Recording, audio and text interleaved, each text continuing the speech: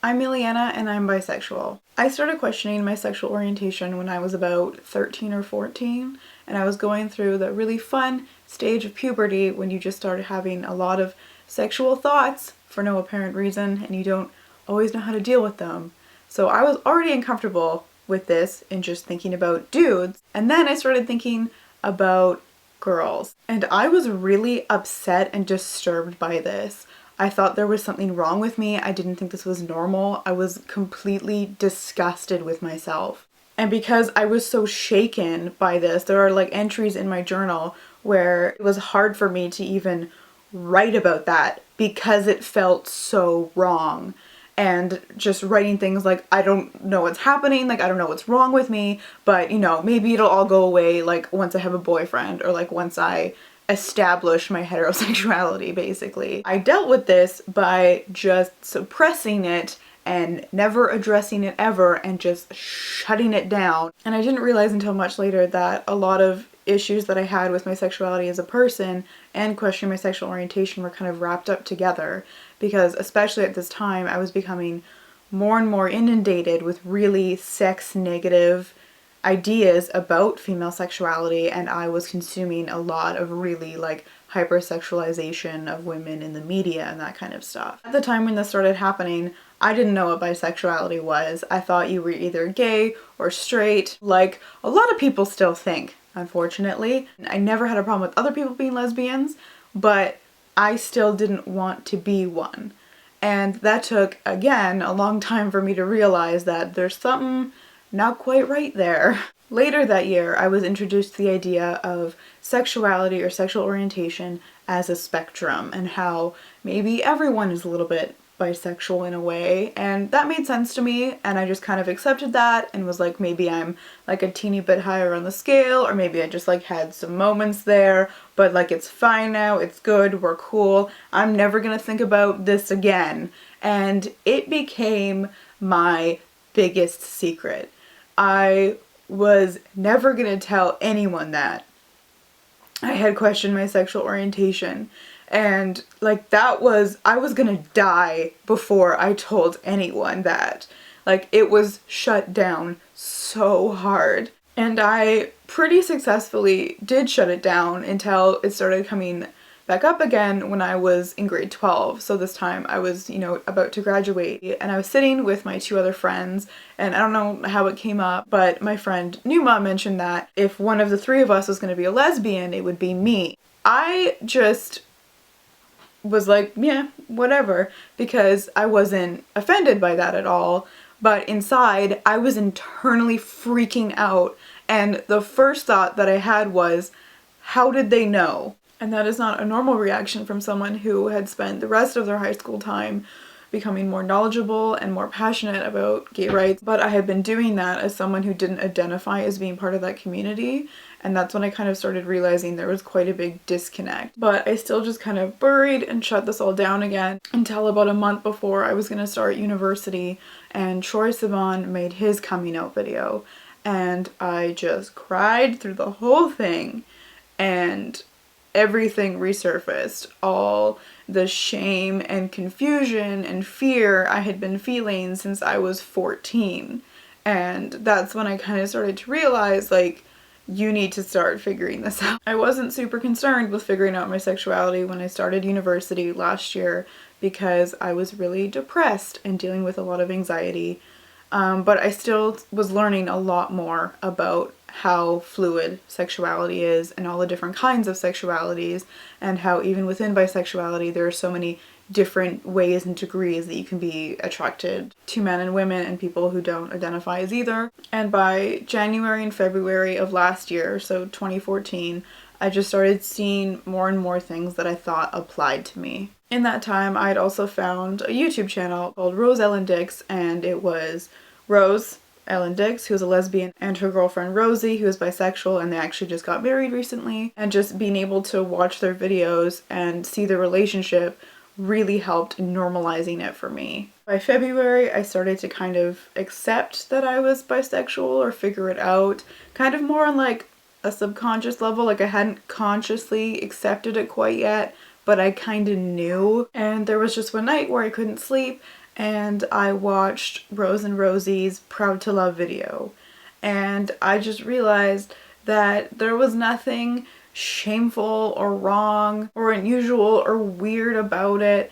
And then I watched a sex positive video that Hannah Witten did with Bing, I think, and they just kind of mentioned like, look, whatever you're into is fine. And then I just realized, yeah, I'm fine. I'm also attracted to women and I am fine. And that's when I realized how wrapped up issues of my sexual orientation and of female sexuality were together, and all of the stigma and sex negative ideas about that. And because I was able to untangle that, it became easier for me to accept. So a few days later, I was Skyping with Numa. She went off to university in America, and we just kind of were talking about sexuality and sexual orientation, and it just kind of came up in conversation. And I said to her, like, I think I'm bisexual. And she was the first person I ever came out to. And she said, like, if it helps, just so you know, like, I did always think you were kind of gay. And on the one hand, that was really good to hear because I had gone through the experience of admitting it to myself, but I was still on really shaky ground with it and, you know, questioning, like, was I actually really bisexual? Was I attracted enough to women to be bisexual? You know, because I'd spent my whole life pretending to be straight, so that was a little hard to unpack. But at the same time, I was kind of like, what? Like, why? I don't know. It's just weird. Like, that's the weirdest thing, is when you come out to people and they're like, oh yeah, I kind of thought you were gay, or yeah, there were signs. And I'm like, what? I mean, it was probably because I'm staring at women, to be quite honest, but like, still. The next issue became coming out to my parents. I really wanted to do it with a cake.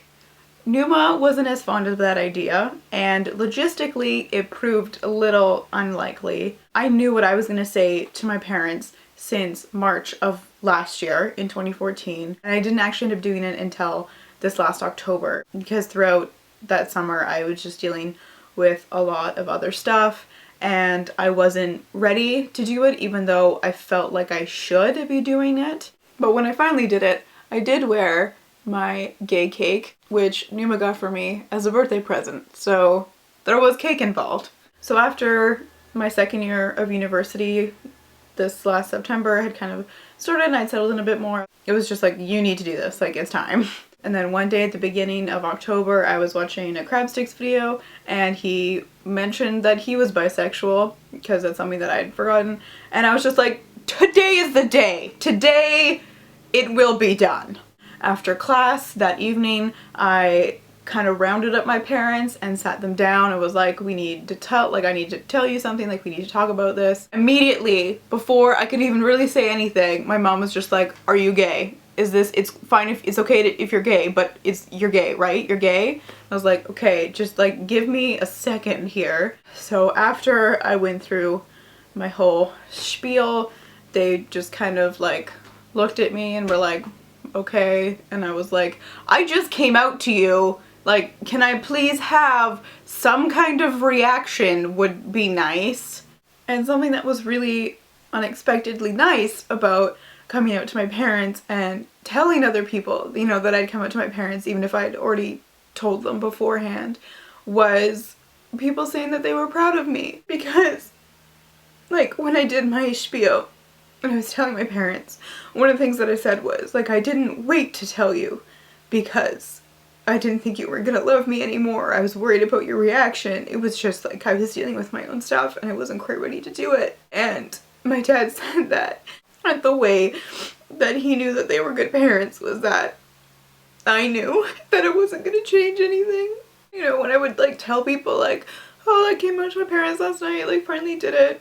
Like, I just got so much support and people saying like, I'm so proud of you that you did that.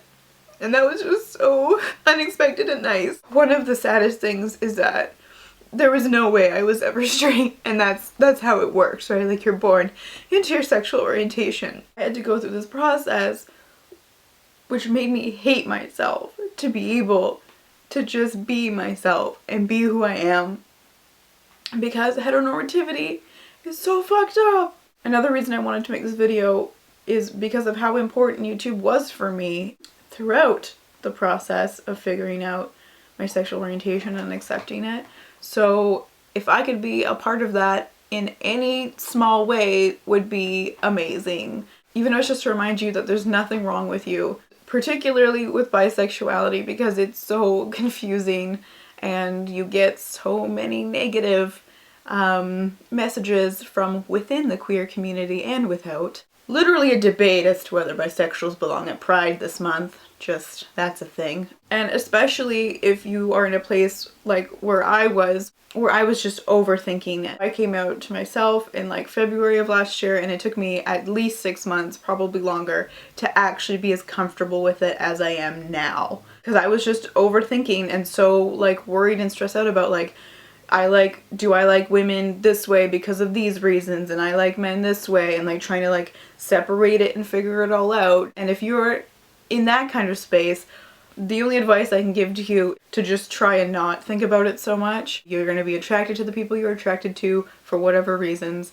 Doesn't even matter. Just be your gay self and you're going to be fine. And also, please do not feel like you have to use labels or you have to come out to anyone or everyone at the same time. This is about you and this is your experience, and you need to do what's right for you. And another thing that not a lot of people realize about coming out is that you're never done coming out. I think almost all of my immediate family and friends know that I'm bisexual, and especially anyone that I've met in the last year, because I'm very upfront about it. But every time you meet or talk to someone new, it's at the back of your mind. Should I bring this up? When do I bring this up? Because it's not always like a natural thing to do.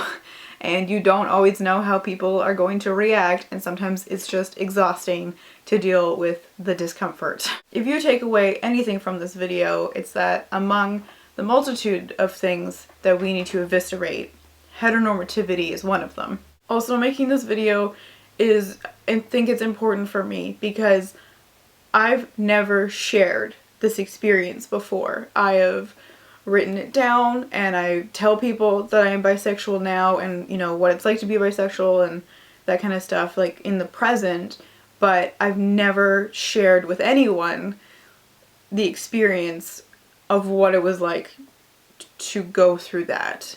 And it obviously still makes me really upset and I cry a lot because of how far and intensely I had suppressed this all down when I was going through it. And so I know that I need to kind of unearth all those really unresolved feelings